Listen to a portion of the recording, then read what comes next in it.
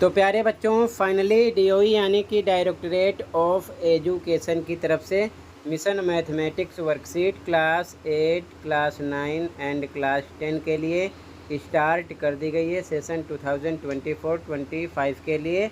अगर आपको last session की सभी वर्कशीट, असेसमेंट और पेपर जिसमें mid term, annual, pre board देखने हैं विद सॉल्यूशन, तो अपलोड है। कमेंट में प्लेलिस्ट की लिंक मिलेगी, ओपन करके उसकी प्रैक्टिस दोनों मीडियम में कर सकते हो।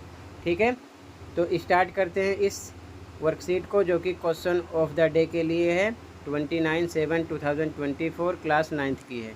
इससे पहले क्लास 10th की अपलोड कर चुका हूँ, थोड़ी देर में क्लास 8 की भी अपलोड कर दूँगा। ठीक है, तो सीधा क्वेश्चन पे आ जाओ और चैनल को सब्सक्राइब कर लो ताकि ऑल वर्कशीट और असेसमेंट का सॉल्यूशन आपको आसानी से मिलता रहे।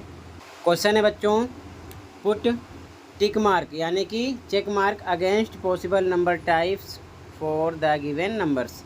दी गई संख्याओं के लिए संभावित संख्या प्रकारों के सामने टिक यानी कि सही का निशान लगाएं। ठीक है, तो ध्यान से देखो, इधर लिखा है नंबर और इधर टाइप ऑफ नंबर, यहाँ पर मेंशन किया गया है नेचुरल नंबर्स यानी प्राकृतिक संख्या, होल नंबर्स यानी कि पूर्ण संख्याएं, इंटीजर्स यानी कि पूर्णांक, रेशनल नंबर्स यानी कि भिन्नात्मक संख्याएं जिसे बोलते हैं परमीय संख्या, ध्यान रखना, इरेशनल नंबर्स जिसे बोलते हैं अपरमीय संख्याएं। ठीक है, अब ध्यान से देखो, हमें केवल टिक करना है। ठीक है, ध्यान से देखो,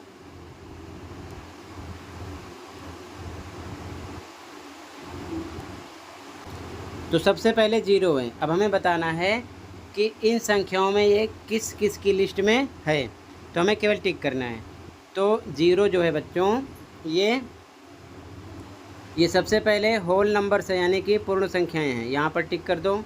उसके बाद में ये पूर्णांक भी है यानी इंटीजर्स भी है, यहाँ पर भी टिक कर दो। ठीक है, और उसके बाद में ये रेशनल नंबर्स है यानी कि परमीय संख्याएं यानी कि भिन्नात्मक संख्याएं, यहाँ पर भी टिक कर दो।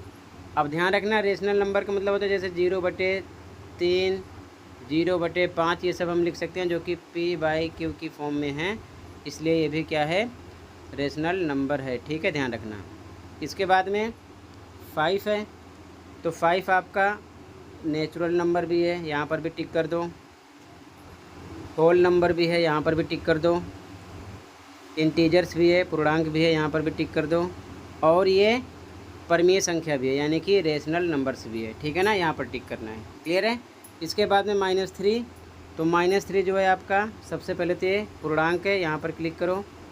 उसके बाद में ये परमीय संख्या भी है, यहाँ पर क्लिक करो इसकी लिस्ट में। ठीक है, उसके बाद में 1/4, ये आपका बच्चों केवल रेशनल नंबर है, यहाँ पर क्लिक करो। ठीक है, 1/4 हो गया। इसके बाद में 3.14 है, तो ये आपका रेशनल नंबर है यानी कि परमीय संख्या, इसे हम P/Q की फॉर्म में लिख सकते हैं, तो आपको यहाँ पर क्लिक करना है। ठीक है, इसके बाद में √5 है, तो ये है इरेशनल नंबर यानी कि अपरमीय संख्या, इसे आपको यहाँ पर क्लिक करना है। ठीक है, ये चीज़ ध्यान में रखना। तो इस प्रकार से आपको इसे ऐसे ही टिक कर देना है, आपका आंसर हो जाएगा।